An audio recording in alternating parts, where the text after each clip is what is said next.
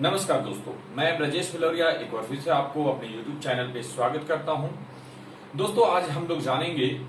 कि bailable offence and non bailable offence के बीच में क्या क्या भिन्नताएं होती है, क्या क्या डिफरेंसेस होते हैं और बेलेबल ऑफेंस क्या होता है, नॉन बेलेबल ऑफेंस क्या होता है। तो इन सब दोनों ऑफेंसेस के बारे में जानने के पहले हमें ये जानना आवश्यक है दोस्तों कि ऑफेंस क्या होता है। ऑफेंस का हिंदी शब्द जैसा कि हम सब जानते हैं कि अपराध होता है। ऑफेंस का मतलब अपराध। तो ऑफेंस को डिफाइन किया गया है सीआरपीसी में भी और आईपीसी में भी, क्रिमिनल प्रोसीजर कोड में भी डिफाइन किया गया है दोस्तों, और इंडियन पेनल कोड में भी डिफाइन किया गया है। इंडियन पेनल कोड के सेक्शन 40 में, सेक्शन 40 में, धारा 40 में, इंडियन पेनल कोड के धारा 40 में आपको ये बताया गया है कि ऑफेंस का अर्थ ये होता है कि कोई भी तरह का ऐसा कार्य या फिर कोई भी तरह का ऐसा भूल या मिस्टेक जिसके लिए दंड का प्रावधान किया गया है किसी भी लॉ के अंदर में,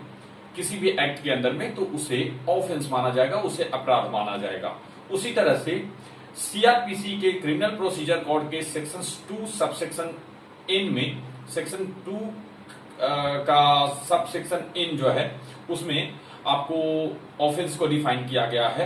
उसमें भी यही बात बताया गया है दोस्तों कि ऑफेंस का अर्थ होता है, मतलब अपराध का अर्थ ये होता है कि कोई भी तरह का एक्ट और ओमिशन जो है जिसके लिए पनिशमेंट का जो है प्रावधान किया गया है किसी लॉ के द्वारा, किसी लॉ के अंदर में, तो उसे अपराध माना जाएगा, उसे ऑफेंस माना जाएगा। तो हम लोग तो ये चीजें समझ गए कि ऑफेंस क्या होता है। अब ऑफेंस दोस्तों, ऑफेंस काफी तरह के ऑफेंस होते हैं। इसे डिफाइन करना या फिर इसके जो क्लासिफिकेशन को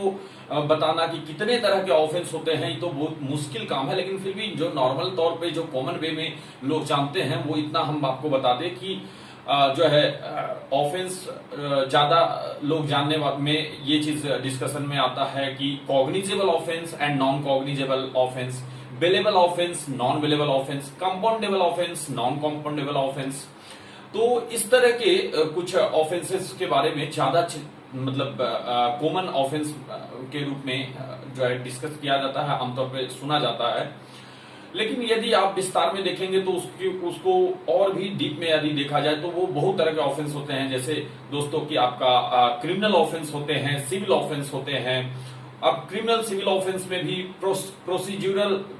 ऑफेंस होते हैं, जो प्रोसीजर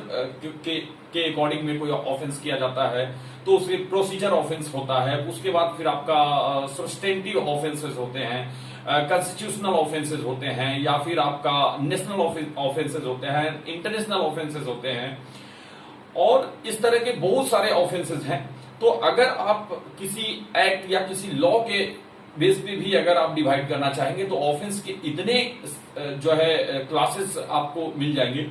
जिसका कि हम लोग हाथों पे या फिर कलम से हो सकता है, संभव है कि हम गिन नहीं सकते हैं। उसी तरह से हम जब उसके अंदर फिर जाते हैं, किसी भी लॉ के अंदर, किसी भी एक्ट के अंदर, किसी भी मतलब जो है अपना बुक के अंदर, तो फिर उसके बाद और भी ज्यादा डीप में फिर वो क्लासिफिकेशन होने लगता है। फॉर एग्जांपल अगर हम समझे कि अगर कॉन्स्टिट्यूशनल ऑफेंस के बारे में हम डिस्कस करें तो कॉन्स्टिट्यूशनल ऑफेंस में फिर वो डिपेंड फिर हम डिस्कस करने लगते हैं तो फिर होता है कि वो राइट से रिलेटेड ऑफेंस, फिर ड्यूटी से रिलेटेड ऑफेंस, या फिर पार्लियामेंट्री ऑफेंस, या फिर जो है न्यायिक ऑफेंस, जुडिशियरी ऑफेंस। तो इस तरह के, उसी तरह से हर एक सेक्शन से हर एक लॉ में बहुत सारे डिफाइन किए जाते हैं। तो सिंपल वे में हम लोग इतना ही समझेंगे दोस्तों, शॉर्ट एंड स्वीट्स में, कि ऑफेंस का मीनिंग हम लोगों ने समझ गया कि सीआरपीसी और आईपीसी में कहां कहां पे दिया गया है और क्या क्या डिफाइन किया गया है। और उसके जो सिंपल वे में, कॉमन वे में अगर हम जाने कि ऑफेंस क्या क्या होते हैं तो हमने बताया जिसका compoundable, non compoundable, cognizable, non cognizable and bailable, non bailable, ये सब जो है कॉमन ऑफेंस के क्लासेस डिवाइड किए गए हैं। इन सारे टॉपिक्स के ऊपर मैं एक एक करके मैं अलग अलग वीडियोस बनाऊंगा और उसको आप देखकर इन सब पॉइंट्स को समझ सकते हैं। अब हो गया दोस्तों कि हमने ऑफेंस वर्ड को हमें समझना था बेसिकली। तो ऑफेंस को हमने समझ लिया कि ऑफेंस क्या होता है, अपराध क्या होता है। अब ये अपराध आज हम लोग जो डिस्कस करने जा रहे हैं वो bailable and non bailable offence. अब अब एक बार और भी हम लोग अपने भाषा में अगर कहें कि ऑफेंस का अर्थ क्या होता है, तो ऑफेंस का अर्थ ये कह सकते हैं दोस्तों कि कोई भी तरह का ऐसा कार्य जो मुझे करना चाहिए या फिर आपको करना चाहिए या किसी भी सिटीजन को करना चाहिए और हम नहीं कर रहे हैं, या फिर कोई भी तरह का कार्य जो हमें नहीं करना चाहिए और वो हम कर रहे हैं, तो दैट आर दीज आर जो है वो ऑफेंस कर सकते हैं आप उसको। मतलब हमें या आपको लॉ के अकॉर्डिंगली कोई कार्य जो करना चाहिए वो नहीं कर रहे हैं या जो नहीं करना चाहिए वो कर रहे हैं, ये सारे तरह के कार्य जो है वो अपराध के श्रेणी में आते हैं। तो ऑफेंस हम अच्छी तरह से समझ गए दोस्तों। अब हम bailable and non bailable offence की ओर चलते हैं, इसके रेफरेंसेस को ओर चलते हैं। बेलेबल ऑफेंस का अर्थ ये होता है दोस्तों सिंपल वे में कि अब बेलेबल ऑफेंस, और पहले तो हम लोग इसके भी डिफिनीशन समझ लेते हैं जो कहा दिया गया है, जो अपने लॉ में दिया गया है। तो बेलेबल ऑफेंस को भी डिफाइन किया गया है क्रिमिनल प्रोसीजर कोड में दोस्तों। क्रिमिनल प्रोसीजर कोड के सेक्शन 2 में, सेक्शन 2 सबसेक्शन ए, सेक्शन 2A में डिफाइन किया गया है, जिसमें बताया गया है कि बेलेबल ऑफेंस वो ऑफेंस है, वो अपराध है जो क्रिमिनल प्रोसीजर कोड के शेड्यूल 1 में मेंशन है एज ए बेलेबल ऑफेंस। मतलब सीआरपीसी के शेड्यूल 1 में जो भी ऑफेंस बेलेबल बोला गया है वो बेलेबल होंगे, या फिर अन्य कोई भी तरह का लॉ जो सीआरपीसी के शेड्यूल 1 में नहीं मेंशन है, उसके अलावा कोई भी तरह का लॉ जहां पे किसी दंड को बेलेबल माना गया है वह भी बेलेबल माना जाएगा। उसी तरह से नॉन बेलेबल को भी वहीं पे डिफाइन किया गया है, उसी सेक्शन के अंदर में डिफाइन किया गया है, अगले लाइन में, मतलब 2A में ही डिफाइन किया गया है सीआरपीसी के, जिसमें बताया गया है कि कोई भी तरह का ऐसा अपराध जो शेड्यूल 1 में बेलेबल है और यदि कोई और भी अन्य लॉ के अंदर में बेलेबल है, उन सारे अपराध को छोड़ के अन्य बाकी जितने भी अपराध बच जाते हैं वो सारे अपराध नॉन बेलेबल है। मतलब हम कह सकते हैं दोस्तों कि वैसे कोई भी अपराध जो शेड्यूल 1 में as a non bailable mention किया गया है वो नॉन बेलेबल है, या फिर आप कह सकते हैं कि जो बेलेबल ऑफेंस को मेंशन किया गया है उसके अलावा जितने भी ऑफेंस बचते हैं वो नॉन बेलेबल ऑफेंस है। शेड्यूल 2 में दोस्तों, शेड्यूल 2 में एक चार्ट दिया गया है, एक टेबल बनाया गया है, शेड्यूल 2 में बताया गया है। उसके क्लॉज नंबर 4 में, क्लॉज 5 में हमें बेलेबल कोई भी आईपीसी के जो सेक्शंस हैं वो बेलेबल है या नॉन बेलेबल है, इसके बारे में बताया गया है कि कौन सा सेक्शंस बेलेबल है एंड कौन सा सेक्शन नॉन बेलेबल है। जो है क्लॉज 5 ऑफ सीआरपीसी शेड्यूल 1। उसके बाद हम लोग ये समझते हैं दोस्तों कि उसमें जो आपका सीआरपीसी में शेड्यूल 1 में क्लॉज 5 में जो चीजें बताया गया है बेलेबल एंड नॉन बेलेबल, उसके अलावा बताया गया कि और भी अदर लॉज जिसके अंदर जो बेलेबल बताया गया है किसी ऑफेंस को, तो वो बेलेबल माना जाएगा, अदरवाइज नॉन बेलेबल माना जाएगा। तो आपका शेड्यूल 2 सीआरपीसी का जो है वो उसको इसके वजह से ही 2 पार्ट में बांटा गया है। पहला पार्ट, शेड्यूल 1 का पहला पार्ट में ये बताया गया है कि आईपीसी के सेक्शन, इंडियन पेनल कोड के जो सेक्शंस हैं उसे दिया गया है और उसके बेलेबल नॉन बेलेबल के बारे में बताया गया। और भी बहुत सारे जो क्लॉज हैं चार्ट में, वो सारे क्लॉज में अलग अलग चीजें बताया गया है, जैसे कि उसके इम्पोसेमेंट दंड कितना होगा, कॉग्निजेबल है, नॉन कॉग्निजेबल है, या फिर ये सब चीजें। लेकिन जो 5 क्लॉज है, 5th नंबर का क्लॉज जो है उसमें बताया गया है बेलेबल है या नॉन बेलेबल है। तो एक पहला पार्ट जिसमें कि आईपीसी के सारे धारा को रखा गया है, और दूसरा पार्ट में उन सारे जो लॉज के बारे में बताता है कि वो बेलेबल है या नॉन बेलेबल है, जो कि आईपीसी के अलावा अन्य लॉ है। लेकिन उसका अर्थ ये नहीं होता है दोस्तों कि उस जो दूसरे शेड्यूल 1 के जो दूसरा पार्ट है, उस पार्ट में यदि अन्य कोई भी तरह का जो लॉ है या एक्ट है वो यदि वहां पे मेंशन नहीं है, तो उसके अंदर में जो प्रोसीजर है, उसके अंदर में कोई ऑफेंस, उस लॉ के अंदर में जो नए लॉ हैं या एक्ट बना है उसके अंदर कोई ऑफेंस को यदि बेलेबल माना गया है या नॉन बेलेबल माना गया है, तो भी उस लॉ के अंडर में जो भी लिखा है उसके अकॉर्डिंगली उस ऑफेंस को बेलेबल या नॉन बेलेबल माना जाएगा। मतलब कि शेड्यूल 1 में शेड्यूल 1 के पार्ट 2 में जो चीजें मेंशन है वो है, उसके अलावा भी कोई भी तरह का लॉ जो आपका जिसमें कि ऑफेंस का प्रावधान किया गया है और वो ऑफेंस बेलेबल माना गया है तो बेलेबल माना जाएगा, अदरवाइज नॉन बेलेबल माना जाएगा, या फिर जहां नॉन बेलेबल लिखा है या माना गया है उससे नॉन बेलेबल माना जाएगा। तो ये चीजें हम लोग को क्लियर हो गया, क्योंकि कारण ये है दोस्तों कि जो डिफिनीशन लिखा गया है बेलेबल का या नॉन बेलेबल का, एट द टाइम जो है ना एनी अदर लॉ जो है ना at the time in force, ऐसा करके लिखा है at the time in force. इसका अर्थ यह है दोस्तों कि जिस वक्त देखा जा रहा है उस वक्त जो भी तरह का लॉ या जो भी तरह के कानून जो फोर्स में है, जो इफेक्टिव है, जो लॉ के द्वारा मान्य है, तो इन्फोर्सेबल है, तो उस तरह के कोई भी लॉ जो जिसमें ऑफेंस का को बताया गया है, बेलेबल नॉन बेलेबल बताया गया, तो वो सारे को आपको part 2 of the schedule 1 CrPC के अंदर में उसे माना जाएगा। अब हम लोग समझ लिए कि डिफिनीशन समझे दोस्तों। अब इसके बाद बेलेबल एंड नॉन बेलेबल का डिफिनीशन समझे, उसके बाद हम समझते हैं कि बेलेबल एंड नॉन बेलेबल के बीच में और भी क्या क्या डिफरेंसेस हैं। फिर डिफरेंसेस आता है दोस्तों कि बेलेबल चूंकि जमानतीय अपराध है, क्योंकि बेल का अर्थ ही होता है जमानत, तो बेलेबल ऑफेंस का अर्थ होता है जमानतीय अपराध। तो वैसा अपराध जिसमें जमानत मिल जाए तो उसे बेलेबल ऑफेंस कहते हैं। कहने का अर्थ यह है दोस्तों कि बेलेबल ऑफेंस में एक्यूज्ड पर्सन का, अपराधी का, आरोपी जिसके ऊपर आरोप लगाया गया है, आरोपी का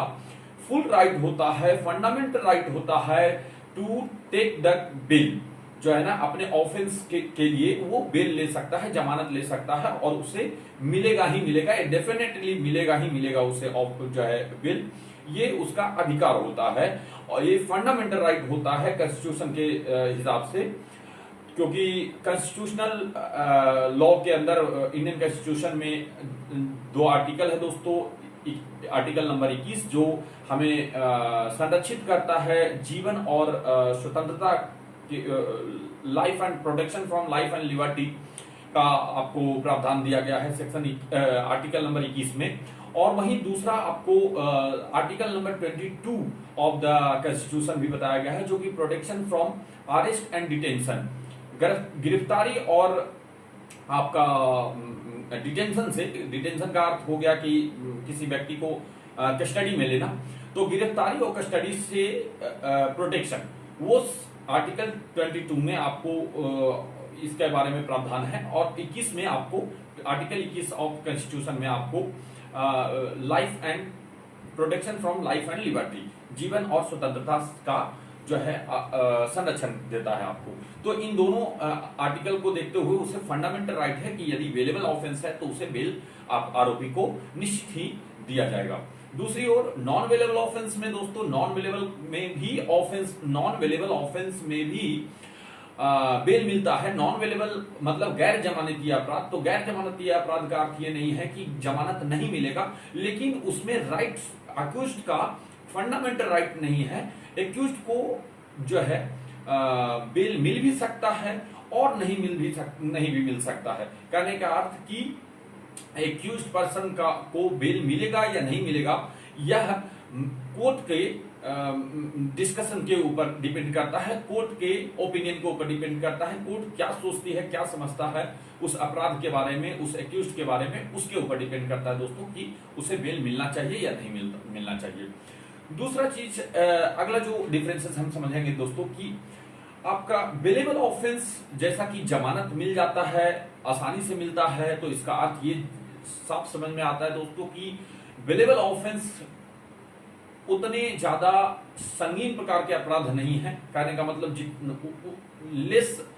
ग्रेव टाइप के ऑफेंस है एंड लेस सीरियस ऑफेंस माना जाता है। मींस ज्यादा सीरियस ऑफेंस नहीं माना जाता है और ज्यादा लेस ये आपका ग्रेव ऑफेंस नहीं माना जाता है, मतलब गंभीर अपराध नहीं माना जाता है। उसी तरह जो है अगर हम नॉन बेलेबल ऑफेंस को देखते हैं तो नॉन बेलेबल ऑफेंस जो है काफी जो है आपका गंभीर अपराध माना जाता है, means grievous offence, grave offence माना जाता है और साथ ही साथ सीरियस ऑफेंस भी माना जाता है। आगे हम देखते हैं दोस्तों कि आपका बेलेबल ऑफेंस में पुलिस को अरेस्ट का राइट नहीं होता है जो है, या फिर अरेस्ट के राइट्स भी होते हैं, अरेस्ट के राइट होते हैं, लेकिन आपका बेलेबल ऑफेंस में चूंकि बेलेबल ऑफेंस है इसलिए जो है अरेस्ट करने का राइट जो पुलिस को होता है दोस्तों वो आफ्टर वारंट ही होता है। मींस बेलेबल ऑफेंस यदि किसी आरोपी के ऊपर लगा है, यानी कि यदि कोई व्यक्ति किसी व्यक्ति के ऊपर ऑफेंस के लिए, अपराध के लिए कंप्लेन लिखवाता है पुलिस स्टेशन में, और यदि वो ऑफेंस बेलेबल है, यदि वो घटना जिसे कि बेलेबल ऑफेंस के अंदर में जो है कंप्लेन लिया गया है पुलिस स्टेशन के द्वारा, तो उसे उस स्थिति में जो है आपको ये पुलिस स्टेशन को या पुलिस को आरोपी को अरेस्ट करने का अधिकार नहीं है। लेकिन इसका यह मतलब नहीं है दोस्तों कि वो अरेस्ट नहीं कर सकता है, वो अरेस्ट कर सकता है, लेकिन अरेस्ट तभी कर सकता है जब उसके पास वारंट हो, कोर्ट का वारंट हो, अरेस्ट वारंट हो। यदि अरेस्ट कोर्ट के द्वारा अरेस्ट वारंट दिया गया है पुलिस को, मतलब पुलिस को यदि कोर्ट के द्वारा निर्देश दिया गया हो कि इस व्यक्ति को अरेस्ट किया जाए, तो ही वो बेलेबल ऑफेंस के केस में वो आरोपी को, अपराधी को वो अरेस्ट कर सकता है। जबकि नॉन बेलेबल ऑफेंस के केस में दोस्तों, नॉन बेलेबल ऑफेंस के केस में विदाउट वारंट भी जो है पुलिस अरेस्ट कर सकती है। नॉन बेलेबल के केस में न्यायालय के परमिशन या न्यायालय का जो है ऑर्डर का कोई आवश्यकता नहीं है। पुलिस अपने जो है इच्छा से या फिर अपने शक्ति से भी, अपने पावर्स का इस्तेमाल करते हुए, राइट्स का इस्तेमाल करते हुए भी वो आरोपी को, अपराधी को जो है गिरफ्तार कर सकता है। उसके बाद आगे जब देखते हैं दोस्तों कि बेलेबल ऑफेंस जो है, बेलेबल ऑफेंस में दोस्तों एक आप कह सकते हैं बेलेबल ऑफेंस में यदि अरेस्ट होता है कोई पर्सन, तो अरेस्ट होने के बाद उसको पुलिस के हैंड से भी उसको बेल मिल सकता है। कहने का मतलब यदि पुलिस ने ऑन वारंट अरेस्ट कर भी लिया है किसी व्यक्ति को, तो उसे पुलिस स्टेशन में भी बेल दिया जा सकता है, पुलिस खुद भी उसे बेल ग्रांट कर सकती है। ये कहना मतलब ये जरूरी नहीं है दोस्तों कि सिर्फ पुलिस ही बेल ग्रांट करेगा। कहने का मतलब पुलिस भी बेल ग्रांट कर सकता है, और साथ ही साथ कोर्ट को तो जो पावर है ही, कोर्ट तो बेल देगा ही। यदि आरोपी चाहे तो वो पुलिस स्टेशन से भी वो बेल ले सकता है, जमानत भर के या फिर जो सिक्योरिटी भर के, जो है आपको बॉन्ड भर के या सिक्योरिटी भर के वो आपको जमानत ले सकता है। दूसरा बेलेबल, नॉन बेलेबल ऑफेंस जो है, नॉन बेलेबल ऑफेंस में आपको पुलिस को जमानत देने का कोई राइट नहीं होता है दोस्तों। नॉन बेलेबल ऑफेंस में कोर्ट को ही बेल देने का राइट होता है। कोर्ट के अलावा पुलिस स्टेशन किसी भी ऑफेंडर को, किसी भी अपराधी को, आरोपी को जो है बेल, जमानत पुलिस स्टेशन के से ही नहीं दे सकता है। उसके लिए उसे जमानत लेने के लिए कोर्ट तक जाना पड़ेगा। उसके बाद आगे हम देखते हैं दोस्तों कि बेलेबल ऑफेंस में, चूंकि ये बेलेबल ऑफेंस है और इसमें काफी कम समय में या फिर प्रायः जो है एकदम तुरंत ही आपको बेल मिल जाता है, बिकॉज ये फंडामेंटल राइट है एक्यूज्ड का, इसलिए इसमें एंटीसिपेटरी बेल, अग्रिम जमानत का कोई प्रावधान नहीं है, अग्रिम जमानत का कोई ऑप्शन नहीं है, और ना ही इंटरिम जमानत का, इंटरिम बेल का प्रोविजन है, ऑप्शन है, क्योंकि ये काफी कम समय में और जल्दी ही इसे बेल मिल जाता है। दूसरी ओर नॉन बेलेबल ऑफेंस में हम देखते हैं दोस्तों कि नॉन बेलेबल ऑफेंस में anticipatory bail and interim bell का भी प्रावधान है। एंटीसिपेटरी बेल और आंतरिक जमानत और अग्रिम जमानत दोनों ही ऑप्शन अवेलेबल रहते हैं। मतलब कि जो है कोई व्यक्ति अरेस्ट होने का, जिस व्यक्ति को डर है, उस व्यक्ति को, वो भी जो है जिसके ऊपर एफआईआर हो गया है बट वो व्यक्ति अभी मिला नहीं है, पुलिस के हाथ में नहीं लगा है, वो अरेस्ट नहीं हुआ, तो उस स्थिति में वो एंटीसिपेटरी बेल भी एडवोकेट को अपॉइंट करके वो जो है ले सकता है। मैंने एंटीसिपेटरी बेल, इंटरिम बेल और रेगुलर बेल के बारे में एक और भी पहले भी मैंने वीडियो बना चुका हूं दोस्तों, लेटेस्टली 1-2 दिन पहले ही मैंने बनाया है और अपने चैनल पे अपलोड किया है। यदि आप चाहें तो एंटीसिपेटरी बेल क्या होता है, रेगुलर बेल क्या होता है एंड इंटरिम बेल क्या होता है, इन तीनों के बीच में क्या क्या डिफरेंसेस है, उसे भी आप देखना चाहें तो आप देख सकते हैं हमारे चैनल पे डिटेल्स में। उसके बाद आगे हम लोग बढ़ते हैं दोस्तों कि जो है बेलेबल ऑफेंस एक तरह का आपका प्राइवेट नेचर का आपका अपराध है, कह सकते हैं कि, और प्राइवेट नेचर का अपराध कह सकते हैं, निजी नेचर का अपराध है। जिस तरह के सिविल नेचर के कुछ ऑफेंस होते हैं उस तरह का आप कह सकते हैं। हालांकि वह सिविल नेचर को पूरी तरह से सिविल नेचर का आप नहीं कर सकते हैं, लेकिन ये है तो क्रिमिनल नेचर का ही, बट इसमें एक प्राइवेट वे में ही इसे फाइट किया जाता है। दूसरी तरफ नॉन बेलेबल ऑफेंस जो है, नॉन बेलेबल ऑफेंस ये जो है पब्लिक ऑफेंस माना जाता है, जबकि बेलेबल ऑफेंस आपने समझा, बेलेबल ऑफेंस जो है वो आपको प्राइवेट ऑफेंस माना जाता है। तो प्राइवेट ऑफेंस का अर्थ यह है दोस्तों कि ये डिपेंड करता है कि केस लड़ना है नहीं लड़ना है, आगे क्या कितना फाइट करना है, ऑफेंस जिसने किया है उस व्यक्ति को दंड दिलवाना है नहीं दिलवाना है, that's all depend upon the जो है कंप्लेनेंट। ये कंप्लेनेंट के ऊपर डिपेंड रहता है दोस्तों कि ये जो है हमने, क्योंकि बिकॉज बेलेबल ऑफेंस जब भी हम लोग जो है सबमिशन करते हैं कोर्ट में, जब कंप्लेंट देते हैं और वो ऑफेंस यदि बेलेबल है तो उस स्थिति में वो नॉर्मली तौर पे एनसीआर वगैरह ले लेते हैं, नॉन कॉग्निजेबल रिपोर्ट ले लेते हैं पुलिस स्टेशन वाले, और उसके बाद फिर हमें आगे बढ़ना होता है। वो हमें गाइड कर सकते हैं, पुलिस वाले गाइड करते हैं कि यदि कुछ और भी आपको आगे कार्रवाई करना है तो आप जो है कोर्ट में जा सकते हैं। तो फिर उसे एक प्राइवेट एडवोकेट को अपॉइंट करके उसके बाद फिर उसे आगे जो है केस फाइल किया जाता है और प्रोसीजर को आगे बढ़ाया जाता है उस एक्यूज के अगेंस्ट में। जबकि आपका नॉन अवेलेबल जो ऑफेंस है वो ज्यादातर आपका चूंकि सीरियस मैटर होता है, सीरियस मामला होता है, ग्रेवियस मैटर होता है, गंभीर अपराध होते हैं, तो इस वजह से जो नॉन अवेलेबल ऑफेंस होते हैं वो non available offence public offence माना जाता है। और इसमें जो प्रोसिक्यूशन होता है वो आपका मतलब जो विक्टिम के अगेंस्ट में आपका आपका कंप्लेनेंट के कंप्लेनेंट और विक्टिम तो एक ही आप समझ लीजिए, कंप्लेनेंट या विक्टिम के फेवर में और एक्यूज्ड के अगेंस्ट में जो है वो स्टेट का रिस्पॉन्सिबिलिटी हो जाता है कि वो स्टेट जो है फाइट करे और उसे दंड का जो प्रोसीजर है उसके अकॉर्डिंगली वो आगे जाकर वो विक्टिम को न्याय दिलाए। मतलब जो है आप अच्छी तरह से आप अभी समझ गए होंगे कि प्राइवेट नेचर का ऑफेंस और ये पब्लिक नेचर का ऑफेंस है। Non bailable offence private nature का ऑफेंस है और नॉन बेलेबल पब्लिक नेचर का ऑफेंस है। उसके बाद दोस्तों कि आपका जो हो गया कि आपका बेलेबल ऑफेंस जो है, बेलेबल ऑफेंस में अब कुछ आपको और भी डिफरेंसेस मैं बताता हूं दोस्तों, बट ये जो डिफरेंसेस जो मैं आगे बताने जा रहा हूं ये जो डिफरेंसेस हैं वो पूर्ण रूप से आप इसे सटीक या परफेक्ट नहीं समझिएगा, क्योंकि इसमें कुछ चीजें हैं जो भिन्नता हो सकती है और प्राय होता भी है, लेकिन यह चीज को माना गया है, माना जाता है, प्राय जो है कॉमनली वे में समझा जाता है इस वे में। इसलिए मैं इसके बारे में आपको इसके बारे में भी मैं आपको बता देना चाहता हूं कि जो बेलेबल ऑफेंस जो होता है दोस्तों, तो बेलेबल ऑफेंस प्राय जो है बेलेबल ऑफेंस में जो दंड का जो प्रावधान होता है वो 3 वर्षों से कम का ही होता है, और साथ ही साथ या तो 3 वर्षों से कम का होता है या फिर कुछ जो है फाइन या रकम से ही दंडित कर दिया जाता है। तो वो सारे ऑफेंस जो है बेलेबल ऑफेंस माना जाता है। उसी तरह से नॉन बेलेबल ऑफेंस में जो दंड का प्रावधान है वो 3 वर्षों से अधिक दंड का प्रावधान है। लेकिन इस डिफेंस को अगर हम समझेंगे तो इसमें कुछ अपवाद भी हैं दोस्तों, बहुत सारे अपवाद हैं। जैसे यदि आप कोई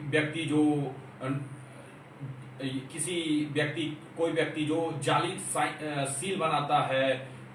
स्टैंप बनाता है, यदि कोई व्यक्ति आपका क्या बोलते हैं ये आपका डॉक्यूमेंटेशन फॉर्ज डॉक्यूमेंटेशन बनाता है, उसके बाद आपका कोई व्यक्ति अगर आपको ये डुप्लीकेट नोट वगैरह बना रहा है या फिर ले रहा है, कैरी किए हुए, बना नहीं रहा है, कैरी किए हुए है, तो ये सब जो ऑफेंसेस है, मतलब ये सब ऑफेंसेस आपका बेलेबल तो है, लेकिन इसके जो दंड है वो 3 वर्षों से अधिक है दोस्तों। उसी तरह कुछ मैरिज से रिलेटेड भी ऑफेंसेस हैं, उस ऑफेंसेस को भी वो बेलेबल तो है बट इसके 3 वर्षों से अधिक जो है दंड का प्रावधान दिया गया है। जैसे एक पत्नी को या पति को रहते भर में दूसरे लड़की या लड़के से विवाह कर लेना, या इस तरह के कुछ ऑफेंस है जो मैरिज से रिलेटेड है, या और भी बहुत सारे कुछ ऑफेंस दिए गए हैं। उसे आप विस्तार रूप में आपको समझने के लिए एक और नए टॉपिक को हमें डिस्कस करना पड़ेगा दोस्तों। तो ये कुछ अपवाद हैं, कुछ एक्सेप्शन है। इन कुछ सेक्शंस को छोड़कर यदि बाकी के सेक्शंस हम देखते हैं तो इसमें देखा गया है कि जो कॉग्निजेबल ऑफेंस होता है वो बेलेबल ऑफेंस जो होता है वो बेलेबल ऑफेंस में 3 वर्षों से कम का दंड का प्रावधान होता है, जबकि नॉन बेलेबल ऑफेंस में 3 वर्षों से अधिक का दंड का प्रावधान होता है। और इसमें भी कुछ जो है एक्सेप्शनल है, नॉन बेलेबल में भी कुछ एक्सेप्शनल है, बेलेबल में भी कुछ एक्सेप्शनल है। तो इसी तरह से उसके बाद कुछ और भी जो आपका डिफरेंसेस आप समझ लीजिए, जैसे कि आपका जो बेलेबल ऑफेंस होता है वो कुछ कंपाउंडेबल नेचर के, ज्यादा कंपाउंडेबल नेचर के होते हैं in compare to the non bailable offence. उसी तरह से जो नॉन बेलेबल ऑफेंस होते हैं वो कम कंपाउंडेबल नेचर का होते हैं इन कंपेयर ऑफ द आपका बेलेबल ऑफेंस। उसी तरह से जो आपका बेलेबल ऑफेंस होते हैं वो मोर कॉग्निजेबल होता है in compare of the non bailable, more less cognizable होता है, लेस कॉग्निजेबल होता है in compare of the non bailable offence. और आपका नॉन बेलेबल ऑफेंस जो है वो मोर कॉग्निजेबल होता है इन कंपेयर ऑफ द आपका बेलेबल ऑफेंस। उसी तरह से आपका जो बेलेबल ऑफेंस होता है वो मोर विड्रॉवल नेचर का होता है, मतलब कि उसे आप काफी आसानी से विड्रॉ कर सकते हैं कोर्ट से। मतलब किसी के अगेंस्ट में फाइल कर दिए हैं आपने केस और उसको आप मतलब वापस लेना चाहते हैं केस को, तो आप आसानी से उसको वापस ले सकते हैं in compare to the non bailable offence. उसी तरह से नॉन बेलेबल ऑफेंस जो होता है लेस विड्रॉवल नेचर का ऑफेंस होता है, मींस उसको आसानी से हम लोग नहीं निकाल सकते हैं, वापस नहीं ले सकते हैं ऑफेंसेस को। तो ये जो कुछ आपको जो डिफरेंसेस जो लास्ट में मैंने 3-4 आपको ऑफेंसेस जो बताया है दोस्तों, ये पूरी तरह से आप इसे नहीं मान सकते हैं, बिकॉज इसे कॉमन वे में इसे समझा जाता है, माना जाता है। बट जो ऊपर के कुछ जो आपको हमने डिफरेंसेस बताया है वो सब सारे जो है पूर्ण रूप से सत्य है, और बाकी नीचे जो है उनके काफी सारे एक्सेप्शनल भी हैं, एक्सेप्शन भी हैं, अपवाद भी हैं दोस्तों। बट ये सारी चीज डिस्कस करने के बाद आप समझ गए होंगे कि एक्चुअल में ऑफेंस क्या है एंड बेलेबल ऑफेंस क्या है, नॉन बेलेबल क्या है, दोनों में डिफरेंसेस क्या है, non bailable and bailable offence के क्या क्या डिफरेंसेस हैं। तो बस अब इतना ही दोस्तों, आज के लिए इतना ही। बाकी अगले दिन अगले वक्त आपसे फिर मुलाकात होगी एक नए टॉपिक के ऊपर, एक नए लॉ के सेशन के ऊपर, नए टॉपिक के ऊपर आपके साथ डिस्कस करेंगे दोस्तों। और ये वीडियो यदि आपको अच्छा लगा हो, यदि पसंद आया हो दोस्तों, तो इसे लाइक करिए, सब्सक्राइब करिए, शेयर कीजिए और खुश रहिए दोस्तों। Thank you very much. धन्यवाद।